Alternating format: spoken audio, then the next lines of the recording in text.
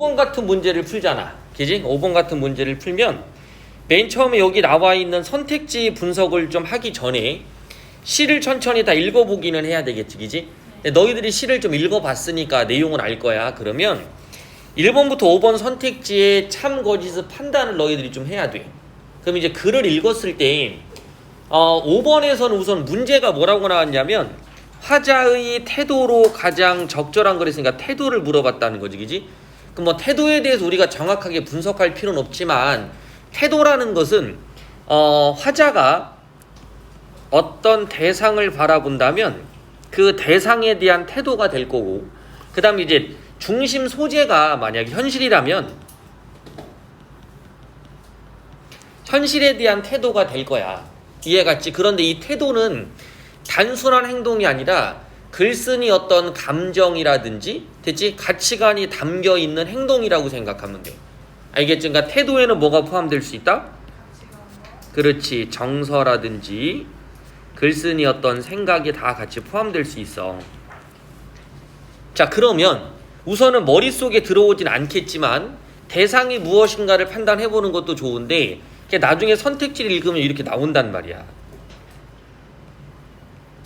이렇게. 뭔 말인지 알겠지? 그러니까 이게 지금 대상에 대해서 어떤 태도를 보인다라는 게 일반적인 거겠지.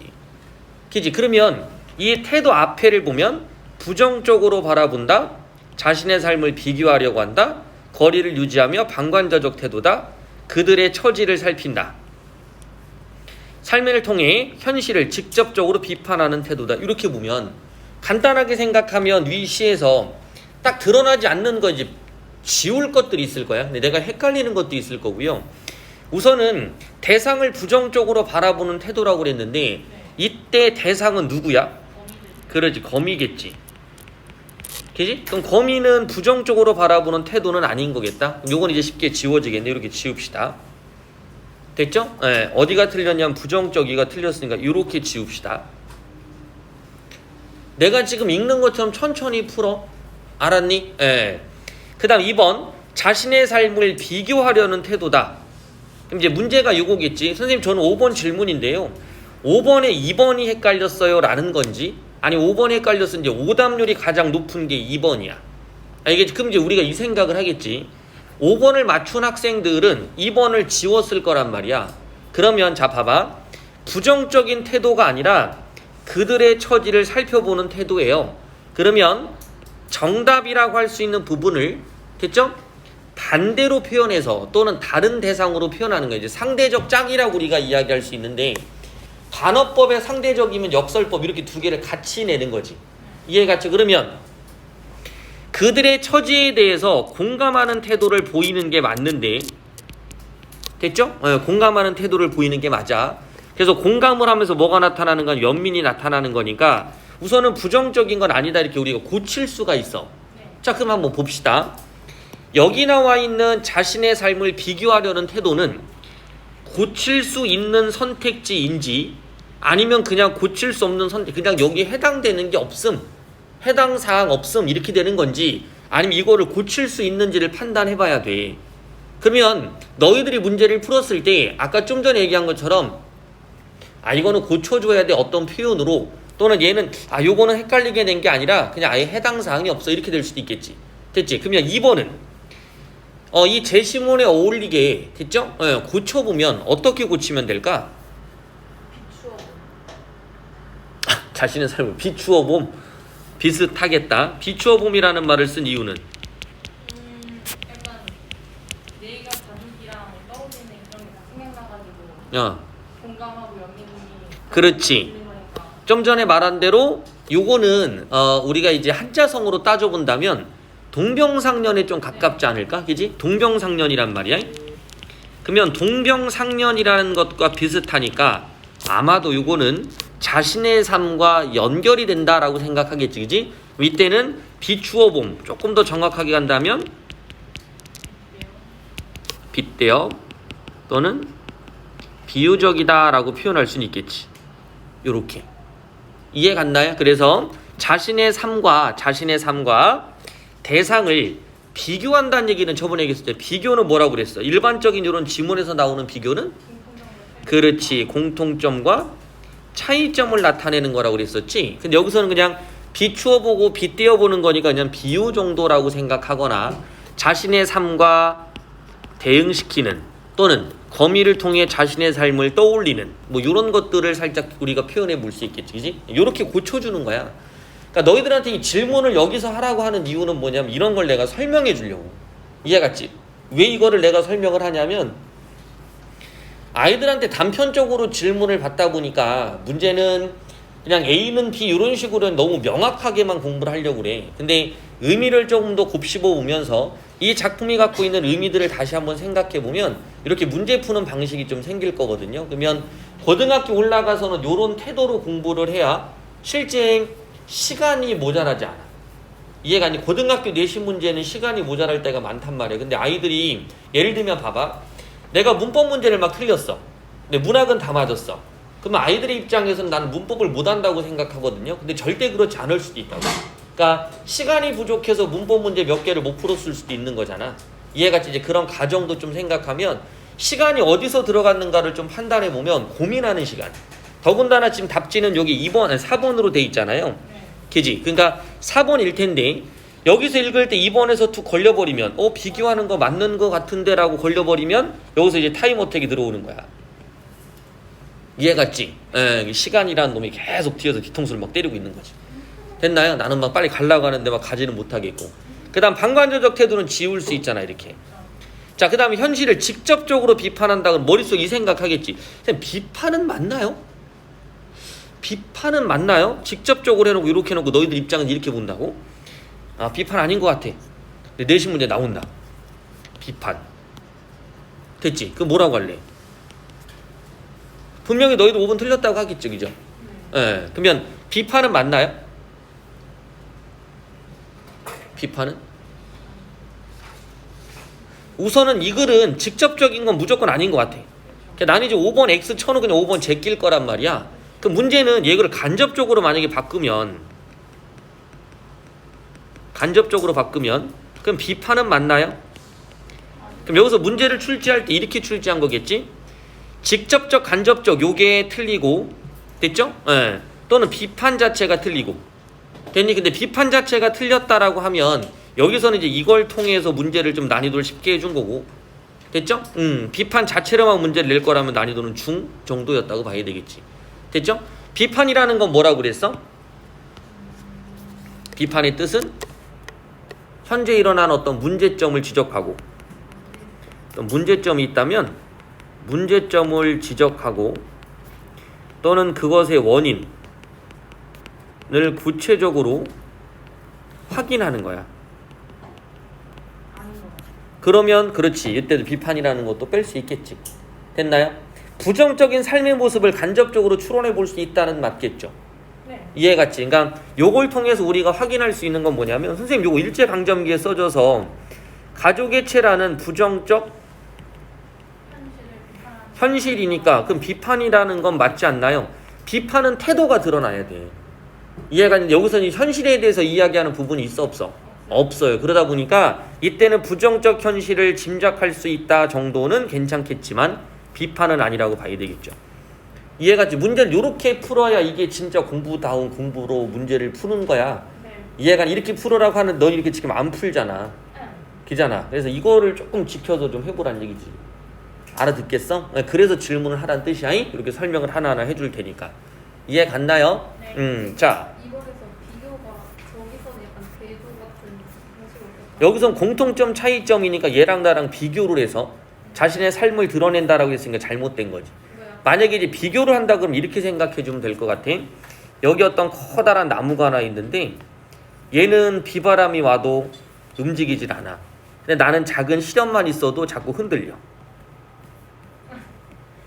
이해 갔니? 네. 나도 저렇게 살아야 되는데. 됐죠?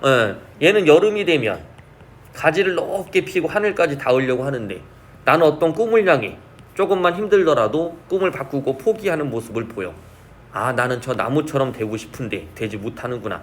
뭐 이런 것들이 비교겠지. 이해 갔나요? 그래서 자신의 삶과 이렇게 비교해 본다라는 얘기는 바로 이런 뜻입니다. 됐나요? 이런 시는 아니죠. 그죠? 나의 삶에 대해 성찰하고 성찰하는 그 뭐 이런 것들은 성찰한다고 볼 수 있겠지. 자신의 삶을 이제 비교하면서 대상과 비교하게 되면 성찰이 많이 되겠지. 됐죠? 보통 시에서는 뭐 자연물이 부정적이고 내가 긍정적이야 뭐 이렇게 자기 자랑을 쓰는 시들은 그죠? 예. 아마 없겠지, 그지? 예. 잘 봤어. 자, 그다음 또 질문할 거 있을까? 자, 그다음 10번을 또 한번 가볼게. 자, 이 시에 대한 설명이니까 요 설명이라는 요런 단어가 들어가면 약간은 종합적인 특성을 가지고 있어.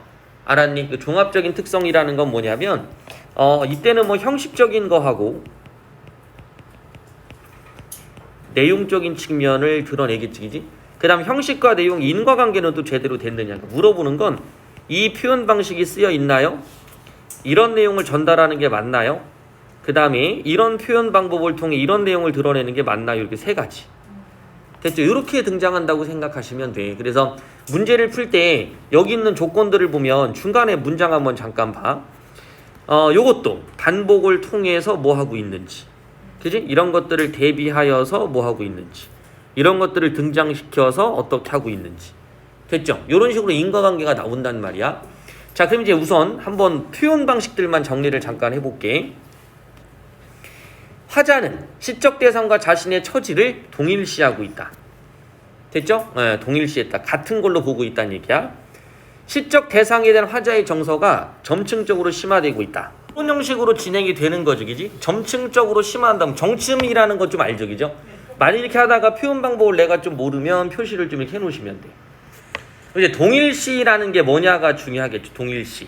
됐죠? 그래서 화자는 시적 대상과 자신의 처지를 동일시했다 그러면 이건 처지가 같다라는 뜻이야. 알겠지? 같다. 아까 우리가 동병상련의 얘기를 잠깐 했는데 요건 이제 우리가 시를 좀 깊이 있게 감상했을 때 그 안에서 우리가 이제 살펴볼 수 있는 거지 동병상련이 겉으로 드러나진 않는다고 그랬었죠. 그래서 시가 어렵다고 그랬었지, 그지? 자, 그 다음에 3번. 유사한 통사구조의 반복이 뭐가 되겠어? 이게 표현이겠지. 됐니? 그 다음 뒤에 뭐야? 태도가 의지를 드러낸다. 이렇게 나오는 거야. 그럼 너희들이 여기에 나와 있는 유사한 통사구조 반복된 구조를 찾아가는 거야. 요걸 이제 위치라고 서치라고 하는데 요거 이제 찾아 올라가는 거야. 알겠지? 그래서 요걸 위치 판단하는 거, 위치 판단.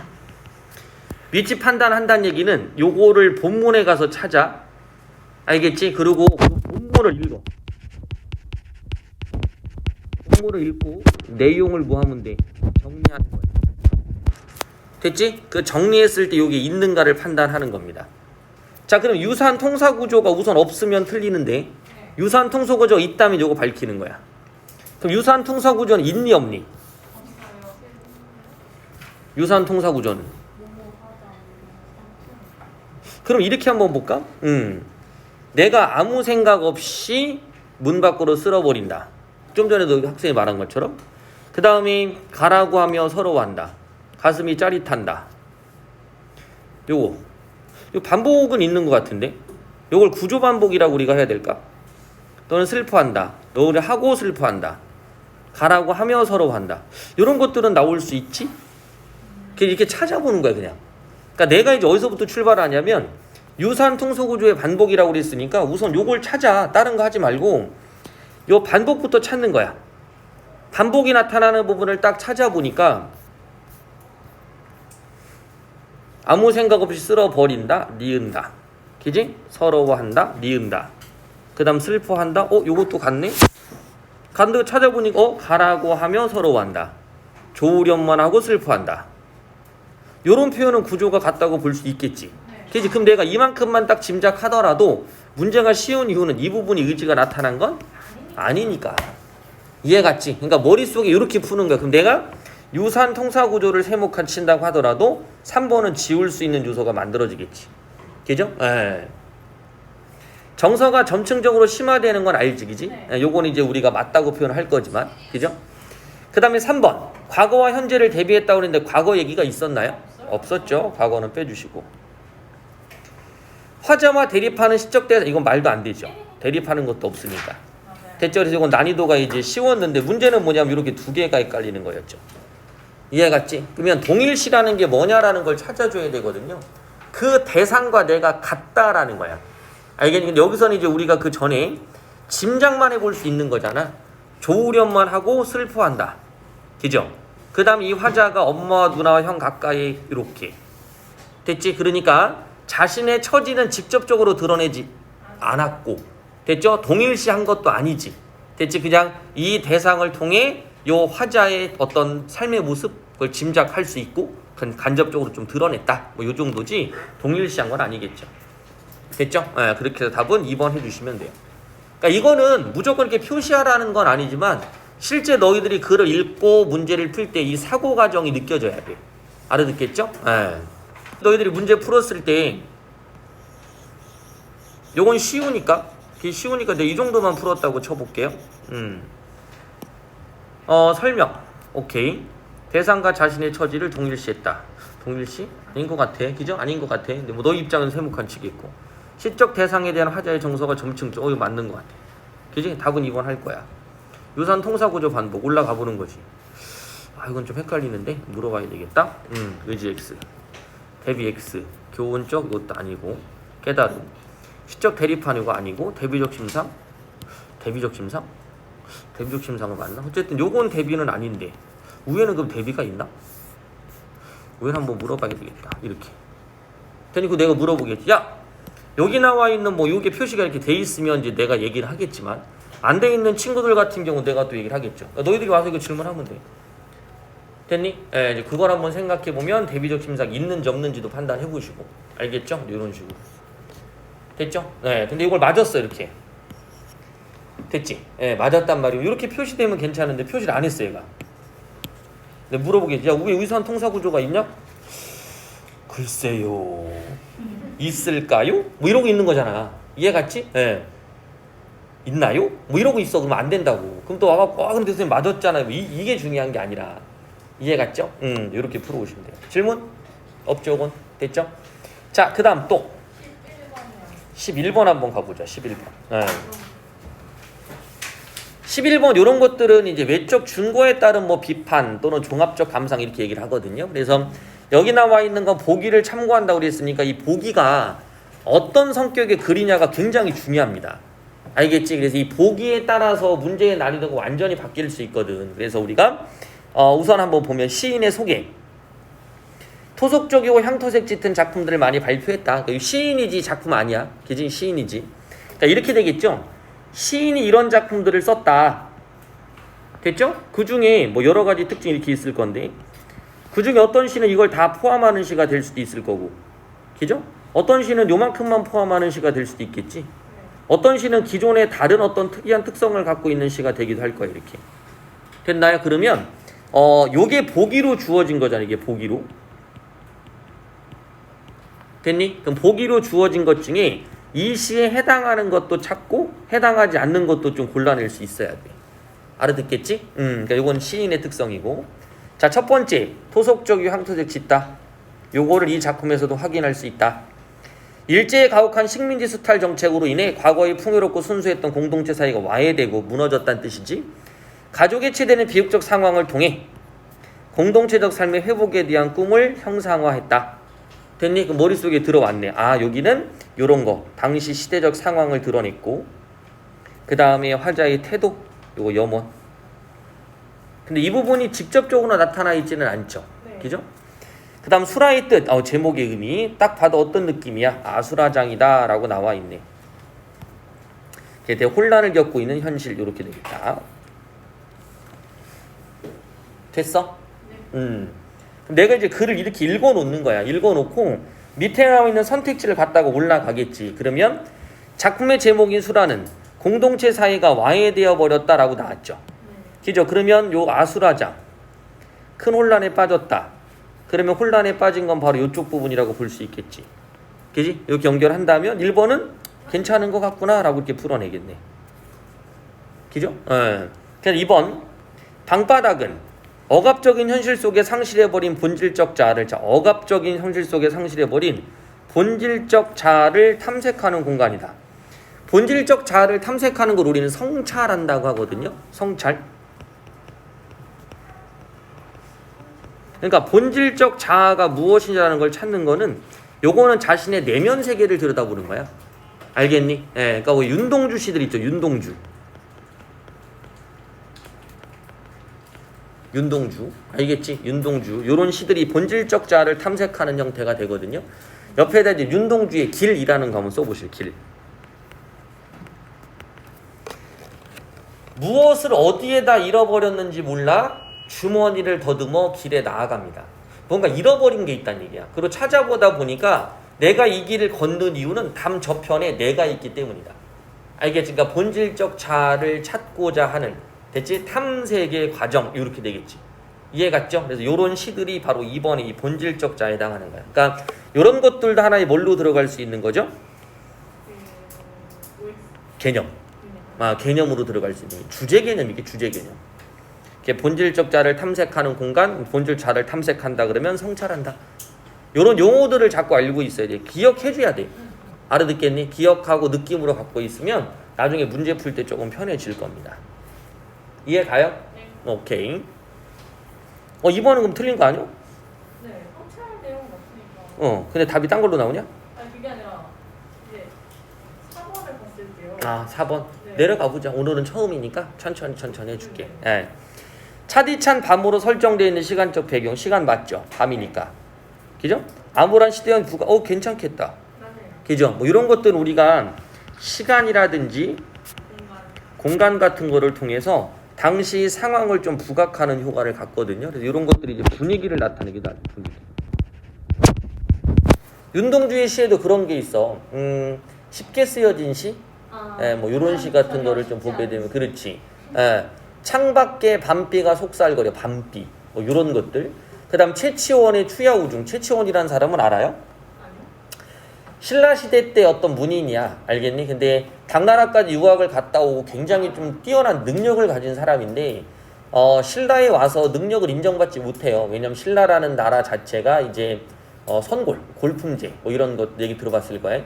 그러니까 신분의 차이로 사람들을 이제 뽑다 보니까 임제를 적용하다 보니까 자신의 뜻을 펼치지 못하지. 됐지? 그랬을 때 이제 저녁에 추야 우중. 추는 뭐야? 가을. 야는 밤. 그죠? 우는 비가 내리니까 그런 상황 속에 가을이 되고 비가 내리고 밤이 됐다는 얘기는 그만큼 자신의 심정을 고조, 심화, 부각하는 역할을 하겠지. 그지? 요렇게 시간과 공간, 특히 이제 자연적 분위기는 그런 심리를 부각하는 효과를 갖고 있다. 그래서 나중에 보시면 알겠지만 여기 등장하고 있는 요 차디찬 밤 요런 거 있지. 그지? 요건 두 가지로 생각하면 돼. 하나는 뭐? 하나는 자신의 내면과 동일한 거, 하나는 반대되는. 딱 두 개만 알면 돼요. 선생님 반대된다는 거 무슨 뜻입니까? 나는 님과 헤어졌거든요. 됐니? 근데 비가 내린 후에 풀빛이 아주 짙은 거야. 비 내린 다음에는 지금은 그렇지 않지만 옛날에는 비 내리잖아? 그러면 여기 있는 나무들이나 이게 되게 막 깨끗했어. 근데 지금은 비 자체가 지저분하잖아. 그지? 그러다 보니까 그런 느낌도 좀 덜할 것 같긴 한데 우리 때는 그랬단 말이야. 그러니까 비겐뚝에 풀빛이 짙은 얘기는 아름답다는 얘기. 근데 나는 님과 이별했구나. 이런 건 대조. 이해가 그러니까 자신의 심정을 첨가, 플러스 해주는 거 또한 대조해주는 거 두 개만 알면 돼. 알겠지? 그래서 자연물이 자신의 심정을 대변한다고 그러면 우리가 흔히 알다시피 뭐 투영, 감정이입 이런 것들을 사용할 수 있겠지. 되게 중요한 개념이야. 내가 지금 주절주절 하고 있는 거 다 적고 있는 거지. 네. 내가 지금 주절주절 하는 거 다 따라 적으셔야 돼. 알겠니? 다 따라 적어서 뭐 내가 지금 한 얘기가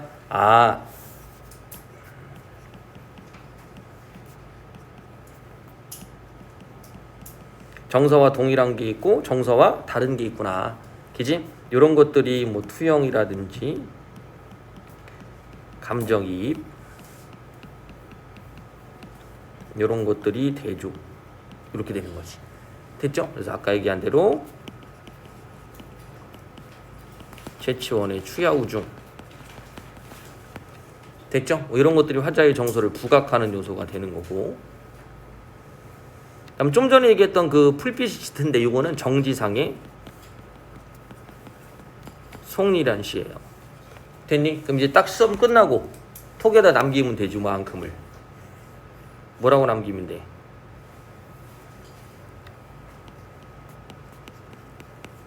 이렇게 프린트 프리즈 이렇게 하면 되겠지. 됐죠? 그럼 요거 프린트 주실 거 아니야. 이해가 이렇게 남기는 거야. 그걸 읽어보는 거지. 됐죠? 그렇게 공부해야지. 뭔 말인지 알겠어? 카톡에 딱 이렇게 남기시면 돼. 최치원의 추야우중, 정지상의 송인. 됐죠? 그래서 여기 나와 있는 이런 거. 아까 뭐 윤동주의 길 뭐 이런 거. 됐죠? 이런 식으로 적극적으로 해야지. 이해 갔죠? 그렇게 해서 해달라고. 핸드폰 꺼내. 하나. 남겨 지금. 요만큼 사진을 딱 찍어. 선생님 저거 이거. 프린트 주세요. 라고 지금 남겨. 선생님 저거 이거. 시간 땡 안 가르쳐줘 이제. 자 남겨 지금 써. 써봐. 지금 우선 쓰라고 잠깐만. 우선은 윤동주의 길. 됐죠? 예. 그냥 내가 아까 계속 이야기했어. 사람 이름. 지금 내가 한 번 쓴 게 아니라 계속 이야기했지, 그지? 예. 걔 써봐. 그 카톡에다가. 자, 그래서 여기 나와 있는 작품들 한번 참고로 공부를 해보시면 그럼 도움이 좀 될 거야. 그래서 윤동주의 길, 최치원의 추야우 중, 정지상의 송인이에요. 알겠지? 예. 요건 이제 한시거든요, 한시. 그래서 이제 고등학교 올라가면 배울 거야. 자, 그럼 여기까지 질문할 건 없지, 그지? 그 다음 4번 한번 볼게. 감각적인 이미지인 보드라운 종이니까, 여기. 보드라운 종이니까 요게 감각적인 건 맞다. 이렇게 되겠네. 가족과 헤어져 고통을 겪고 있는 사람들에 대한 화자의 안타까움이 느껴졌다. 이때 안타까움이라는 것은 그 사람들에 대한 연민이야, 연민. 됐지? 그러니까 연민이 담겨 있으니까 바로 요 감각적인 보드라운 종이를 꺼냈겠죠? 됐지? 대상에 대한 연민, 이런 것들 나타내는 거. 그래서 4번은 괜찮다고 볼 수 있겠다. 그죠? 보드라운 종이 자체는 안타까움이라고 볼 수는 없잖아요. 그지? 요거는 이제 그 대상이 뭐라고 해야 될까? 뭐 다칠까봐 뭐 이렇게 생각할 수 있겠지만 여기에는 안타까움이라는 게 있으니까 더 잘해주려고 하는 것도 있지 않을까? 그죠? 뭐 그렇게 생각하시면 돼. 왜 너희들 그 막 우리 영화라든지 뭐 이런 것들 보면 꼬마아이한테 평소에 대할 때 하고 됐죠? 그 꼬마아이가 어떤 상처를 입었거나 또는 뭐 부모를 잃었거나 이렇게 됐을 때는 뭐 더 부드럽게 대해주죠, 그지? 그러다 보니까 안타까움이 담겨 있다고 볼 수 있겠지. 됐죠? 그러니까 요게 나중에 문제 풀 때 너희들 이제 고등학교 올라서 어제도 이거 질문 좀 했거든? 그러니까 어제 2명이 질문을 했는데 이제 학생들이 문제를 풀다 보면 이게 좀 애매한 거야. 선생님 학교에서 이거 연민으로 배웠는데 안타까움은 아니잖아요. 왜? 연민은 동정 아닌가요? 동정 안에는 안타까움이 있어 없어? 있겠지. 내가 지금 손흥민 막 돈 버는 거에 대해서 안타까움을 갖겠니? 연민을 갖겠어? 쟤는 막 2천억밖에 못 벌어 이렇게 생각은 안 할 거 아니야. 그지? 근데 어떤 사람은 막 돈도 없어. 생활도 못해. 대체 그래서 저 사람 되게 불쌍하다 그럼 안타까움의 심정이 내포돼 있을 수 있겠지. 그지? 요걸 좀 판단을 좀 해주시면 요런 문제 풀 때 그냥 뭐라고 해야 될까 딱딱 재단하는 느낌? 요런 것들에서 좀 벗어날 수 있으니까 문제를 풀 때 좀 도움이 될 거야. 알았지, 그지? 자, 그 다음 5번. 이것의 엄마와 누나와 형과 씨 만나기를 바라는 부분에서는 가족 공동체의 회복에 대한 열망을 형상한 것이다. 이렇게. 이게 나의 이야기지만 이거를 거미 이야기처럼. 거미를 뭐 했다? 그렇지, 의인화했다. 이렇게 되겠지. 됐죠? 그래서 이제 나의 처지와 뭐하다?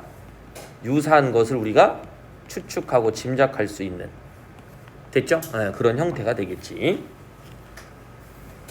자, 요 정도까지가 이제 수락, 우리가 이제 교재에 있었던 문제. 그죠? 자, 그 다음 또 질문할 거 있나?